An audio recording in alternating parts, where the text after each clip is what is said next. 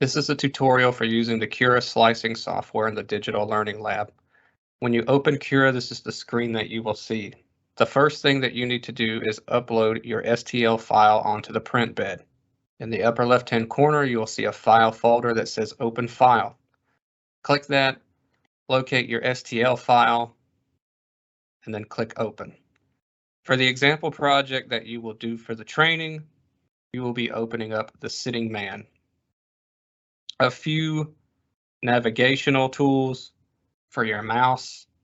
If you click on the right button of your mouse and hold, that allows you to rotate. The mouse wheel allows you to zoom. And if you click the mouse wheel down and drag, that allows you to pan.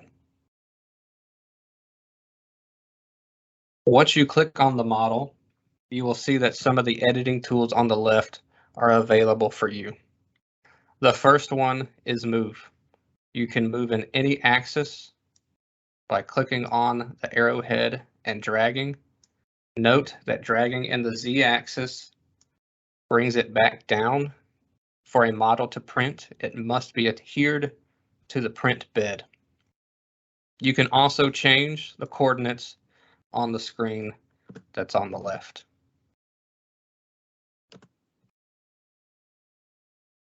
The next one is Scale. We can make this larger or smaller in directions. If you just want to make the entire thing larger, you want to make sure that you select uniform scaling so that no matter which way that you make it bigger or smaller, the whole thing will be proportioned correctly. If you only want it to be bigger or smaller in that particular direction, you can uncheck this box and then you can make it longer, wider, shorter, whatever that you're wanting to do. If you're unsatisfied with the changes that you make, you can hit reset. If you want it to fill the entire build plate, this button that says Scale to Max will fit the entire model in the printable section of the build plate. And of course, you can change these numbers here on the screen on the left. You can do it by percentages, or if you're looking for a very exact length, width, or height, you can type those in here.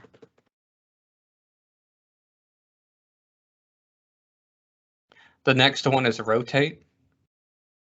It will show you the 3 rotation axes.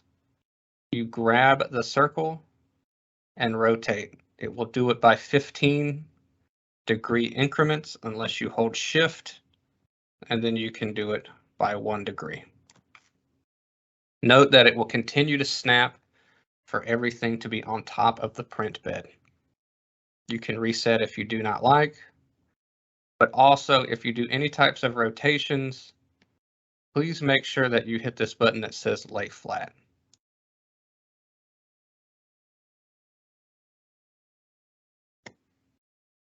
The next thing is Mirror. You can mirror your model across a different plane. So I can mirror it this way. This one doesn't necessarily make too much sense. You can't tell that it is actually mirroring because it's very symmetrical, this model that we have, but that is something that you can do. The other editing tools are for the advanced tutorial. If you want to learn more about that, you can do so in the other tutorial that's in Blackboard.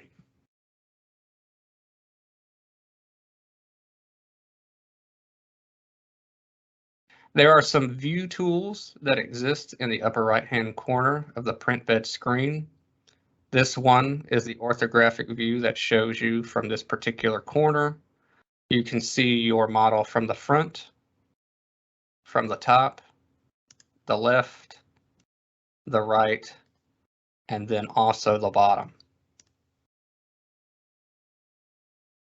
Currently it is set to solid view. We will go back and see layer at a different time, but this will actually show you how many layers this is going to print. Here on the scroll bar it says 63. I can actually scroll through this and see what each layer is going to look like. It also includes our supports. You can click these off to remove shell, to remove infill, and anything else. Everything else on this layer view is added in the advanced tutorial. Once you load your model in and you've done any changes of moving and scaling, it is time to print. Over here on the right is the print setup. This will be set to all. It does not matter which one you put it on. You can just leave it at all. You want to make sure that the material is correct for the printer and what filament that you have. Here in the Digital Learning Lab, we use an N-Gen filament that is made by Color Lab. You may open it up and it may be selected onto something else. Just click the drop-down menu and select N-Gen. Depending on what material you have, it will have adhesion info that says use a glue stick. You will be using the appropriate glue stick that is near the 3D printer to apply on the print bed before you start your print. Profile is the amount of detail that you want out of your piece. If you're doing a very quick prototype, you may want to do high speed and the layers will be thicker. The detail will not be that great. If you're looking for a final product, high detail may be best for you. Just note that if you do high detail, the time will change. Let me reference the time that exists here at the bottom. Currently at standard mode, this is going to be printed in 16 minutes. If I change it to high detail, it will reslice, and now it will be done in 23 minutes.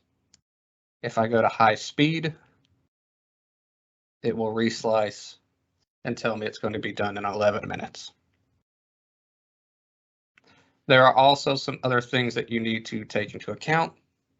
Infill, generally, for most items printed in the Digital Learning Lab, an infill of 20 to 30% is ideal. This model is not ideal to show you infill. I'm going to upload another model, a 20-sided die, so that you can see this. I'm going to go to the layer view, and I'm going to go somewhat in the middle. Now you can see how it will be printed. Is this matrix that's in the middle? That is a 30% infill. I'm going to change this to a 10% so that you can see the difference. Every change that you make, it will reslice, and you can see that it only has this much support in the middle. For large projects, that might not be ideal. You'll have to balance out how much infill that you want. I'll change it to 20 so that you can see the change. There's more in there. I'm going to change to the other extreme and show 70%. It's starting to look a little bit more solid. I will just go ahead and pull it up to 100. That means that each layer is a solid layer. There's not a lot of reason to fully print complete models with solid layers. Again, that will be more time for your print to get done. Also, that means more weight. If it's a prototype and not a finished product, it may not need that. Again, general rule of thumb is about 20 to 30%. And again, depending on your model, you can drop that down or up 10%. Generate support. This is important. If your model has something that is overhanging, and the reason why you are doing the sitting man is that it has some part of the model that does not touch the print bed. If you rotate below, anything in red will need support. This section of the model is in red. It does need support, but it is supported by the print bed. The feet, the legs, will need support. That means is that it will print some material under the leg so that when this leg comes into play in the print, it has something to print on. It cannot just print in midair. If I go back to the layer view, I can show you that. You can see that it is putting in layers of support material to the point where it can then print this leg on top of it. I'll scroll back through. So there is your layer by layer until it gets to the point where the knee joint comes into play and it prints the leg. That gives it something to print on. So be sure that you always have generate support if your model needs it. Good rule of thumb is to just always have generate support, just in case you did not find something in your model that needed the support. And then build plate adhesion. Good rule of thumb is to just make sure that this is skirt. All of the other ones are addressed in the advanced tutorial, but skirt is a really good way to go. This is just this 2 lines of filament to make sure that the filament is coming out of the nozzle before it actually gets to your print. Validate the time that exists here, make sure all of your settings are good, and then you will go to monitor. That is in the upper left-hand corner. There is a lot of data here that is in the advanced tutorial, but to just get your model printed, you want to make sure that you hit start print in the bottom right-hand corner. You can see that it says not connected to a printer. You want to make sure that under the manual control that you hit connect if you have to. I am currently not connected to a printer. Here, there will be a green button that says start print. Once you hit that, the 3D printer will go through a calibration process and then print your model.